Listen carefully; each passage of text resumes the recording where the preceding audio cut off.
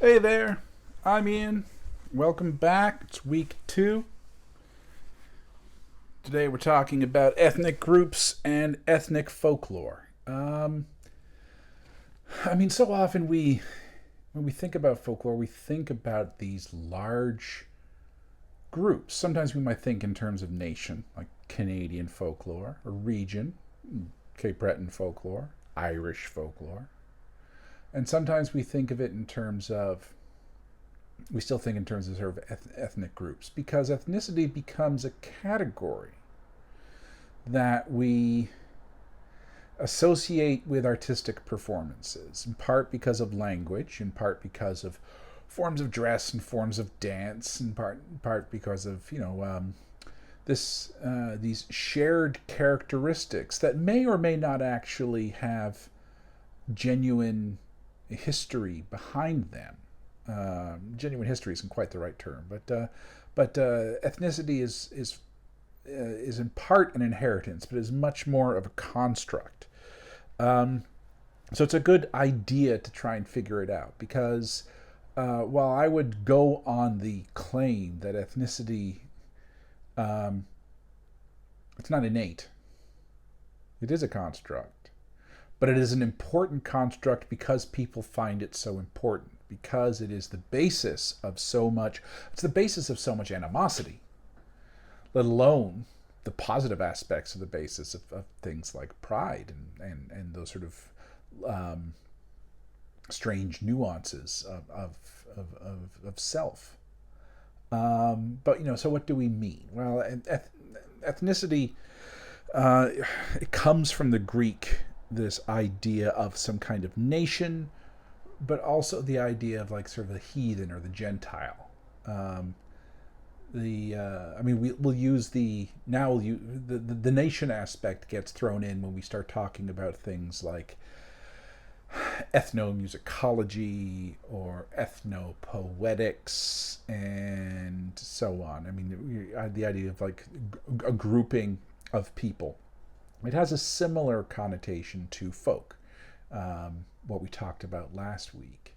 But it's certainly something, and again, similar also similar to folk, is the idea that it's something that we might impose on someone else.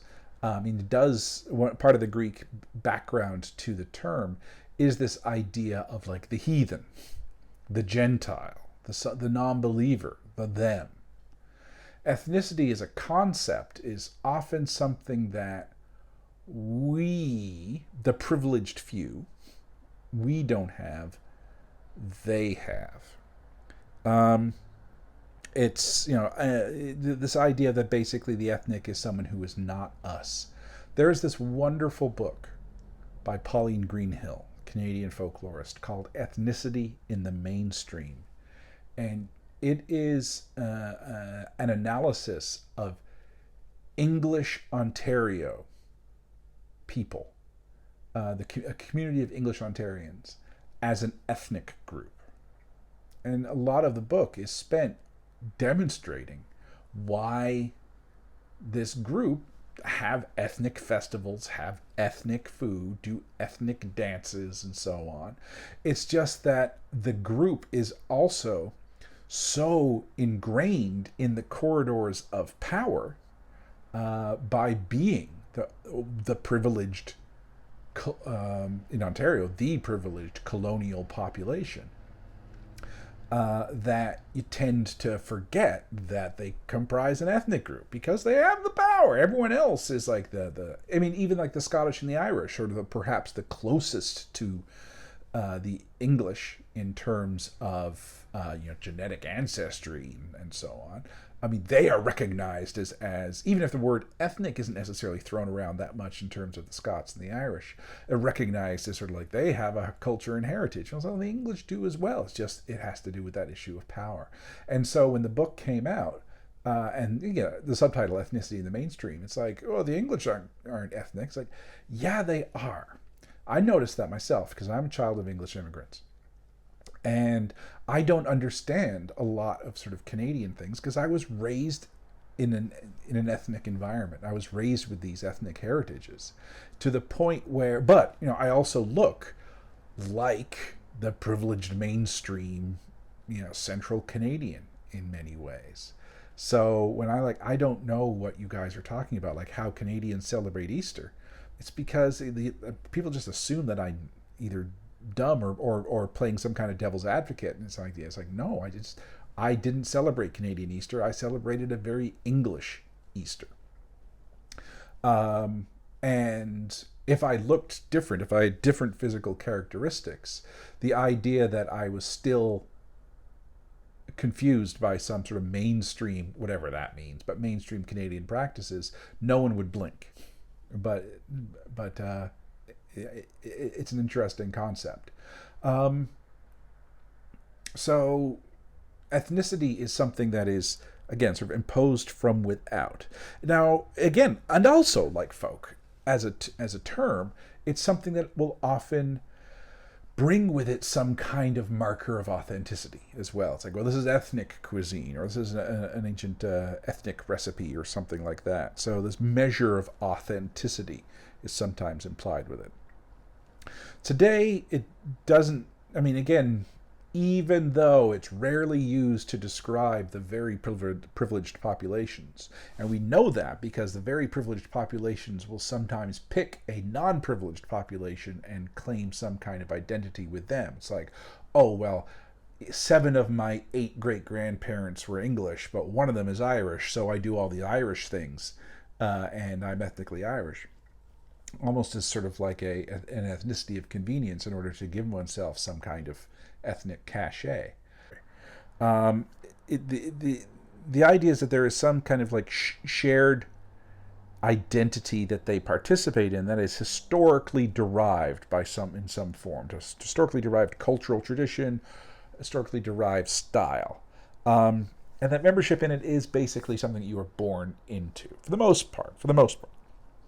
It is sometimes rooted in some kind of biological determinism. So it's like, well, it doesn't matter if you were adopted at birth, because of your bone structure and your skin tone, you are ethnically this. So it is tied into a very simplistic idea of biology, and this sort of biology is destiny thing, which is one of the problems of it being such a slippery category. But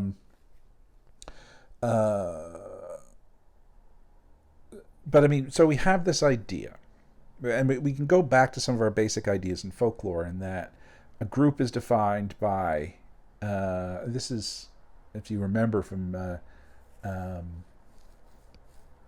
Bronner reading, one of the things that we sometimes talk about is in terms of a group, and that a group is defined by 2 or more people who share at least one thing in common.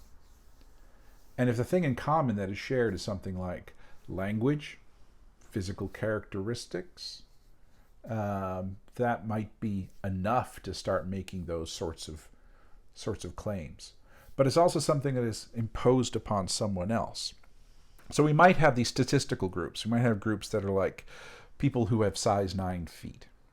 A classic example. It's like, okay, well, do people who have size 9 feet really constitute a folk group?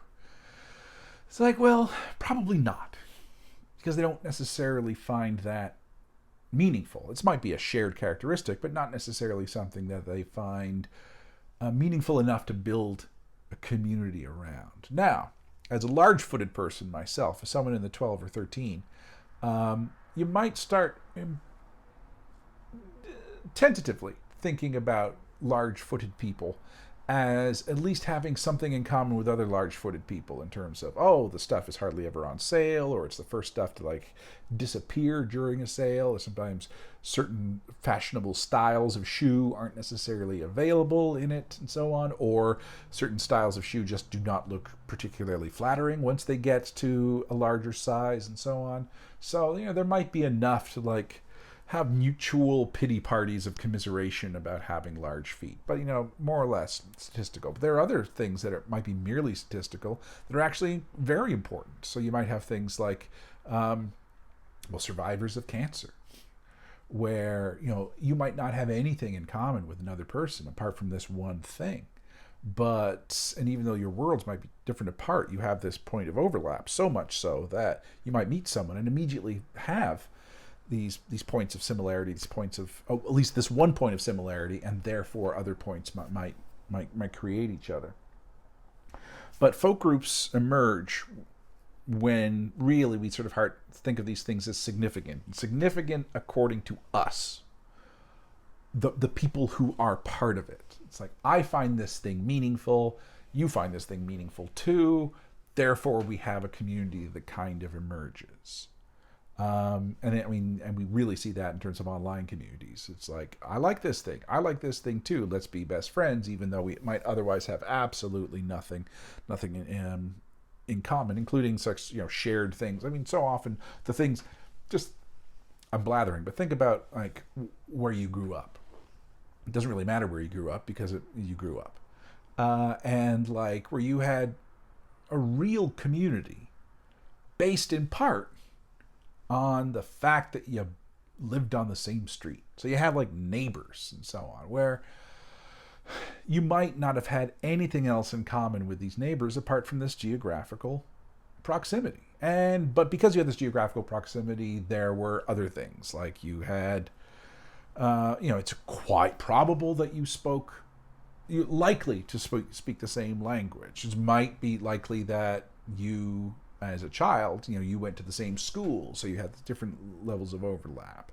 You might have be in different associative teams or different associative groups. You might have different church affiliations. You might have parents with same occupations or similar occupations, or they have similar things and so on. So agglomeration. But otherwise, it's like your best friend is your next door neighbor. That's not necessarily your soulmate, but you nevertheless have a deep point of contact.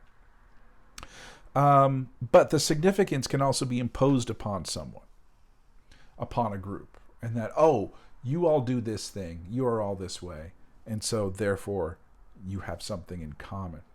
And an example that is drawn from, Elliot Oring talks about that, is the concept of the gypsy. And we don't use the gypsy as a term much anymore. I'm going to use it, and I'm well aware that the people that this term is being applied to do not participate in this term. At least when they do, they participate in a way that's radically different from the way that most of the outsiders who are using the term participate in it. For many, it is, for them, for the outsiders, it's often sort of a blazon populaire, or at the very least some kind of romanticism. When we're talking about, like, the Roma people, the Luteri people, and so on, different communities, maybe emerging from similar places in Eastern Europe, with similar practices, but they recognize themselves as distinct individuals. But when they come in contact with particularly people in positions of privilege, their similarities we only see, and again I'm using the we because we're always going to be thinking in sort of like double sense, but we see the similarities, we do not grasp the differences, and we glom them together, and they are, and oddly enough, then they do become a community because they have common cause, at the very least the common cause of having been categorized in the same way. Another example, sort of a similar example, is remember last week when I was talking about how Italy didn't exist until the 19th century. There was Italians, but there's a whole bunch of different sort of communities. We see that in the United States, where in Italy, where you are from in Italy is very important, and there's long-standing, centuries differences between the various places. Northern Italy is different from southern Italy, is different from Sicily, is different from Rome, is different from coastal, is different from the interior, and so on. These communities, yes, they are bound by a more common language than it is different. Obviously, you have variations in dialects, but Italian you can more or less draw out as a thick overlapping language. But when moving to North America, all of a sudden, because they found themselves in a minority, and they found themselves in a minority that was largely subjected to the the privileged positions of Anglo North Americans, who all looped them into the same category as of Italian. When new Italian communities were formed, Italian neighborhoods and so on, their Italianness was far more important as a binding thing, as a common factor, than their Sicilianness, their Milaneseness, their Neapolitanness, and so on. So the outside group basically defined their ethnic category. We see this in Toronto as well, where we have a large population from the various nationalities that comprise the Caribbean. But when they go to Toronto, for example, when the Caravana Festival was put together, it's like, well, why don't the people from the Caribbean have a festival? It's like, well, because you're talking about dozens of different nations with long-standing differences. It isn't rivalry in terms of warfare, but it's rivalry in the same way that different communities have them.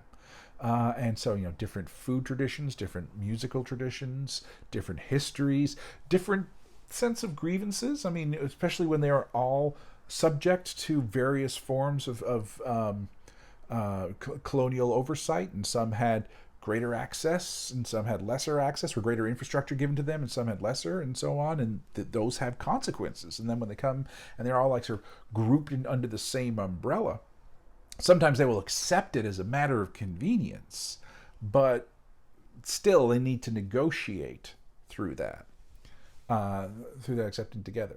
And now bringing it back to, we're talking about groups and similarities, so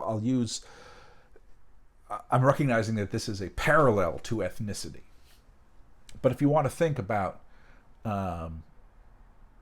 Atlantic Canadians, when they go to central Canada, and they're kind of all shoved under the same umbrella, aren't they?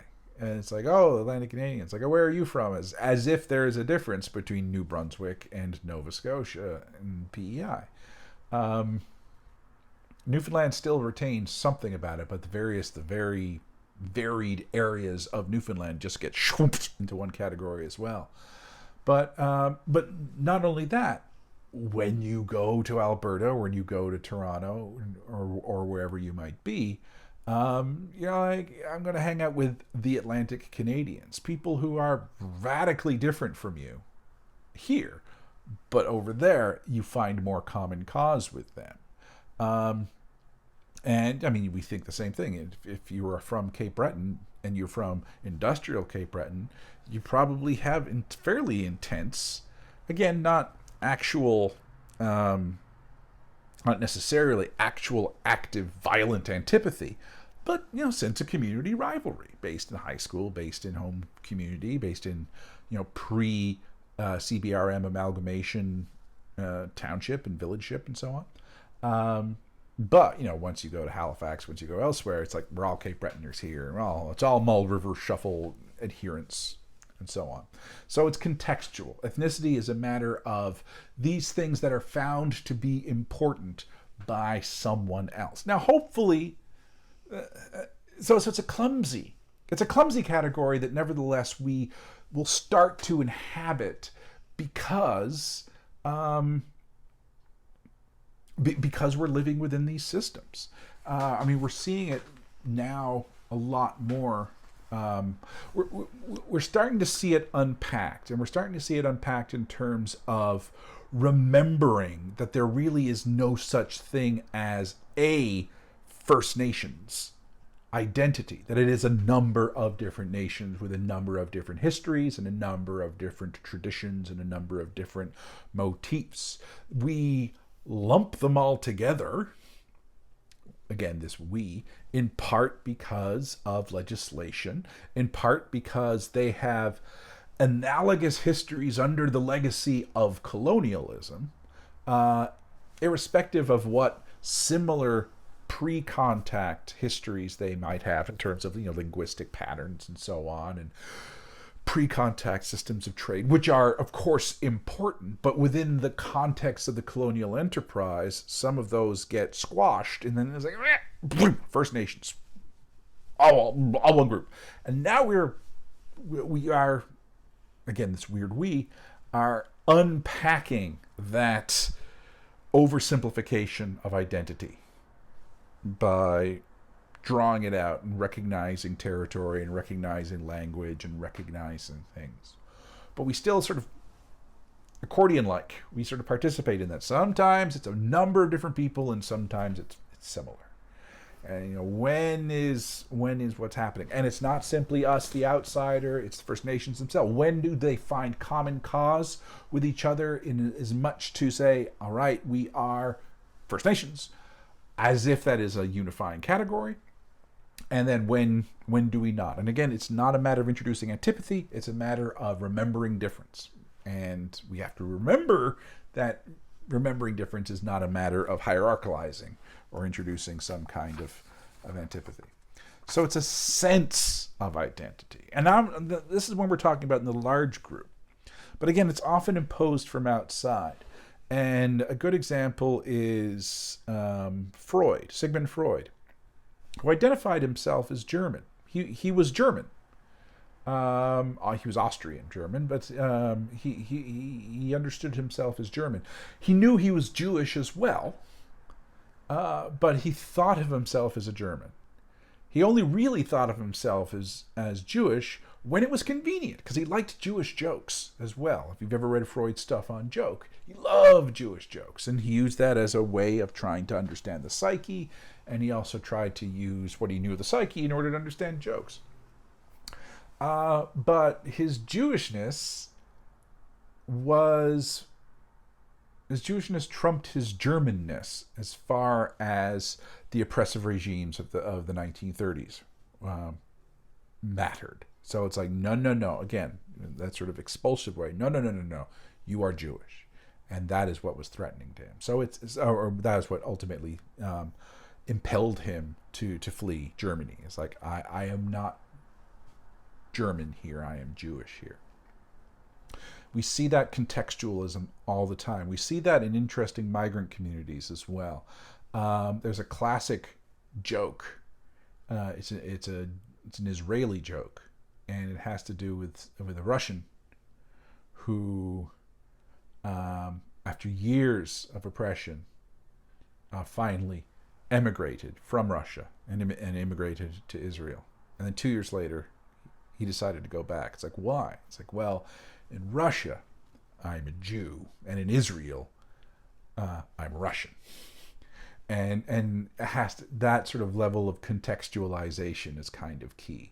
So this notion of ethnicity is a way of trying to categorize, but the categorization is subjective. It is not necessarily objective. So there's kind of these three forces that really influence the idea of ethnicity. And I think in Canada we're very familiar with them. One of them is nationalism, which is the sense of the identity that is distinct from some kind of outside or colonial power. So, who the people are at this time and place. And again, we sort of see it as generative, as this nationalist identity is generative in the very creation of folklore itself, who we are. And it's not inherently a negative impulse, but it can lead to negative consequences. The other is colonialism, a sense of being subject to an external power in one's own place, under political control, and we certainly see that in the Canadian context. And then in the Canadian context, we also see immigration. So, nationalism, you might think in terms of Canadian identity, as opposed to that we need to maintain Canadian identity, that we need to maintain in the face of the overwhelming outsider of American identity. So, not that Canada is an ethnic category, but we are dancing between this idea of ethnicity and just simply the sort of the shape of a collective narrative. And so, what it is to be Canadian, one of the things is that it's to not be American. And that's all we really have going for us at any given moment. And then, and again, that's that matter of contextual. So remember when I say when like all Atlantic Canadians are the same when they aren't in Atlantic Canada, all Canadians do not get along with each other necessarily until they're overseas, at which point it's like everyone in Canada is in the same bandwagon. It's like when they go to the States and Canadians, and when they go to Korea to teach and so on, Canadians. Doesn't really matter where you're from. It's only in Canada where the differences start. It's only in Canada where Canadian identity starts to kind of shatter. But then it gets regrouped in terms of weird things like Olympics and hockey and all those sorts of things, where all of a sudden we care about Canadian identity on a unified scale for some reason. So Canadian identity and that sort of nationalistic impulse we do see. The colonial aspect certainly we see. It's the basis of the reconciliation, truth and reconciliation stuff. It is what is happening. It's what happens when you have this political power, this internal political power that overtakes a population. And I think in the Canadian context, that is a legitimate force of history. Sometimes we imagine this outside influence that we are colonial. We have been colonized in our own place by some kind of insidious outsider, where that is not commensurate with the historical record, and yet nevertheless we might act upon it. So that's things like, that's kind of like what happened with Pol Pot, and the idea of the cleansing that happened in Cambodia, and their cultural revolution was in large part sort of the expulsion of the sense of the influence of outsiders, when it's really just the massacre of the intelligentsia and so on. We saw that in various forms. Uganda, when Uganda when Idi Amin expelled the Sikh community, the idea that they were they sort of colonized Uganda, not exactly the case. I mean, Uganda was still reeling from the prior English colonization, and that's the colonialism that they're reconciling with. But when Idi Amin came and he expelled the Sikh community, they were basically, they had been brought in, or they came in as merchants more than anything. So that sense. So the sort of strange incommensurately. And then we have immigration, where a population moves into a place and might shift from being a majority in one place to a minority, although not always the case, as in what happens in Israel, where you have someone who's a minority and coming into a majority. But at the very least, this sense of all of a sudden the no longer necessarily being the habits, the narratives, the food, the dress, the clothing, and the physiognomy is not necessarily the commonplace of the group, of the large scale group in which you find yourself in, but rather it is now sort of seen as a matter of difference. And so it's like all of a sudden, and again, just like in Italy, no one cares that you're Italian. In North America, they do. If you've ever traveled, again, you might not. If you're in Cape Breton, you probably recognize this, because Cape Breton, through a sense of sort of nationalism and colonialism, the sense of sort of being colonized, there's this idea that Cape Breton identity is particularly unique and distinct, and potentially even under threat. But if you you might feel that already. But if you've traveled elsewhere, and if you travel internationally, and all of a sudden you realize, I don't know this language at all, and your food is served differently, and the language is different, and people are dressed in a different kind of way, and it's like, especially if you have benefited from the ills of privilege, all of a sudden it's like, I am not the mainstream here.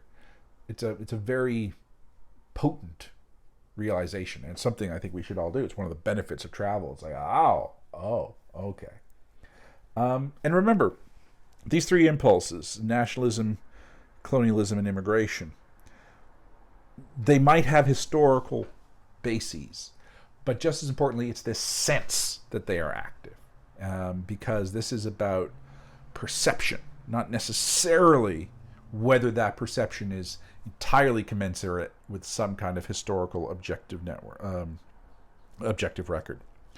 And so ethnic folklore is that which it helps to play a part to maintain this definition of ethnic groups, both from within and from without, because ethnicity becomes then something that we can play with, and we can be creative with it.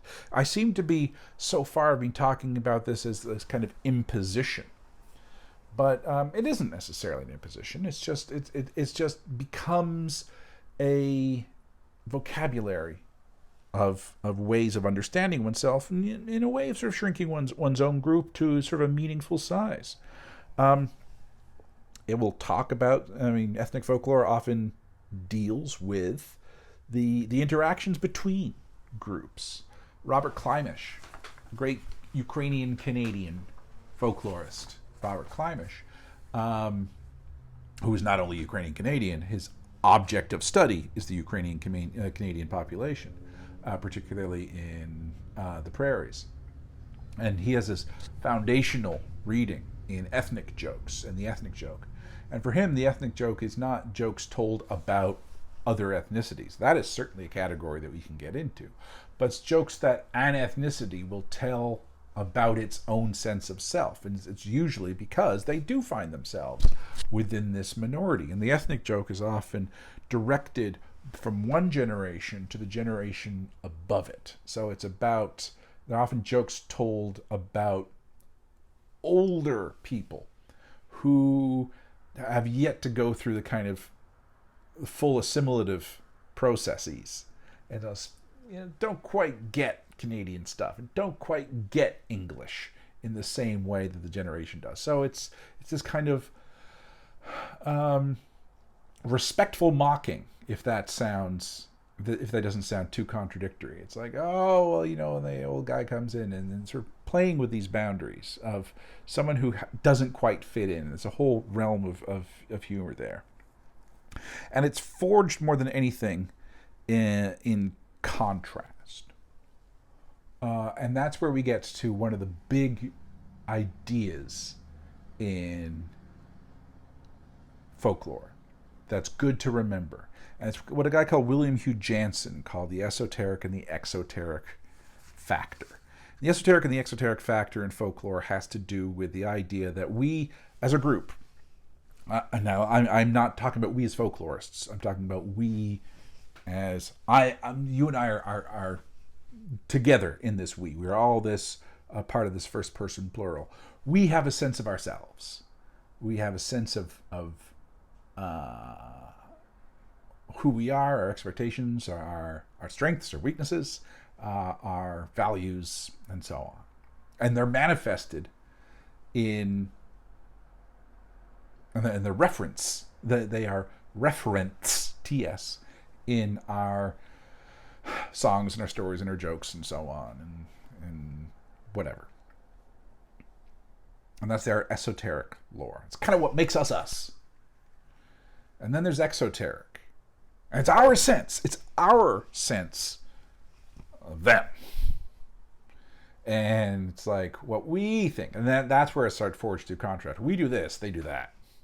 We do this, they do that. We do this, they do that. We think this, they think that. We eat this, they eat that. We dress like this, they dress like that, and so on. And you can start to perhaps fill in any example that you want. And then it's reflective as well, because then there's our sense of their sense of us.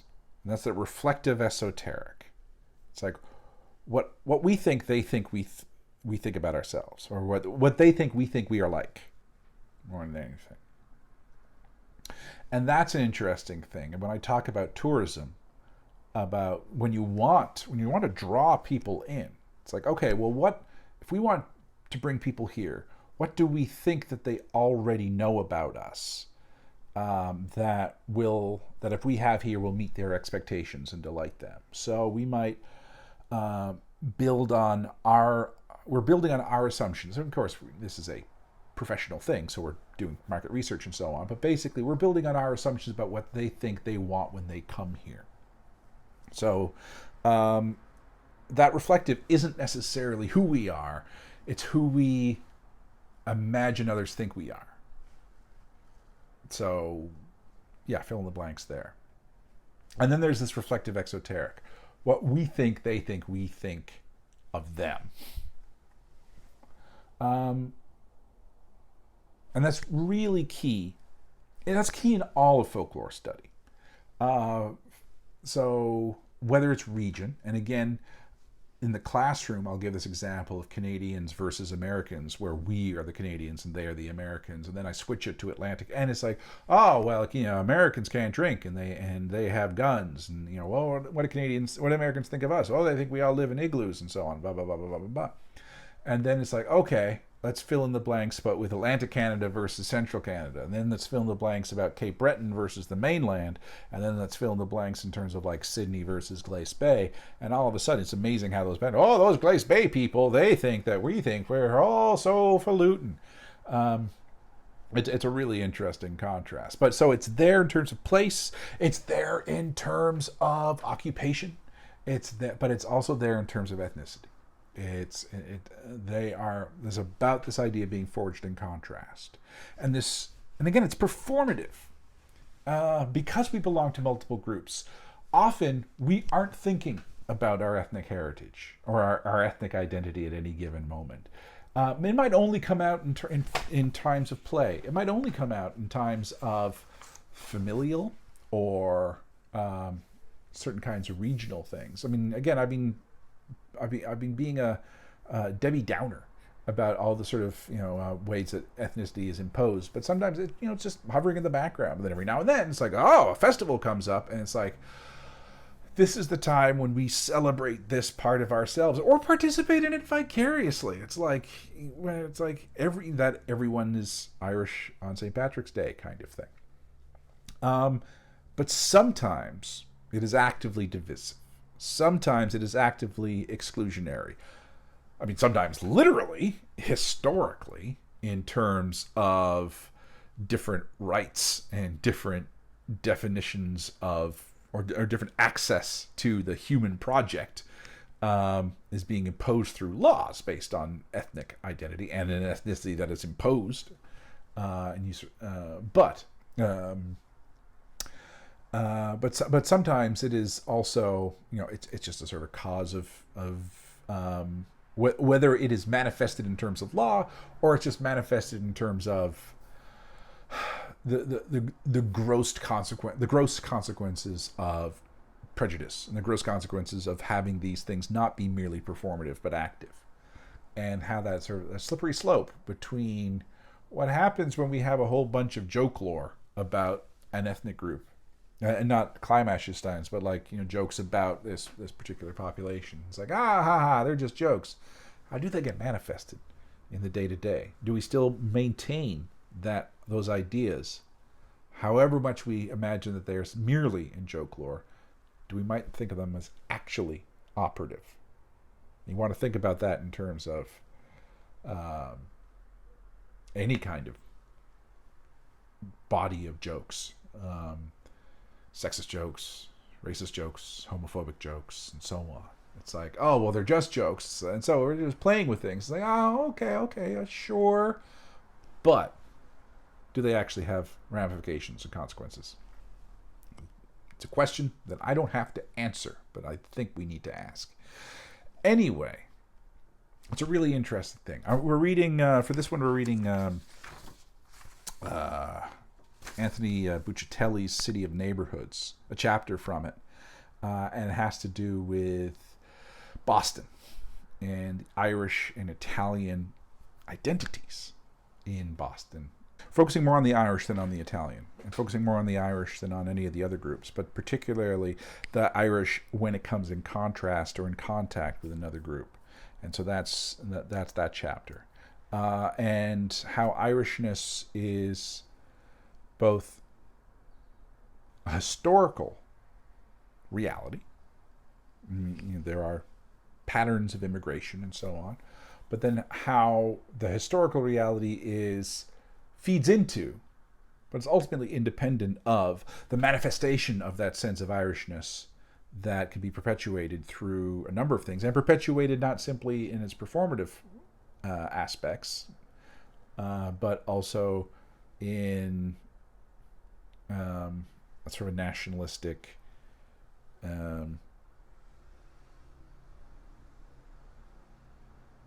boundary creating, boundary building exercises of personal animosity.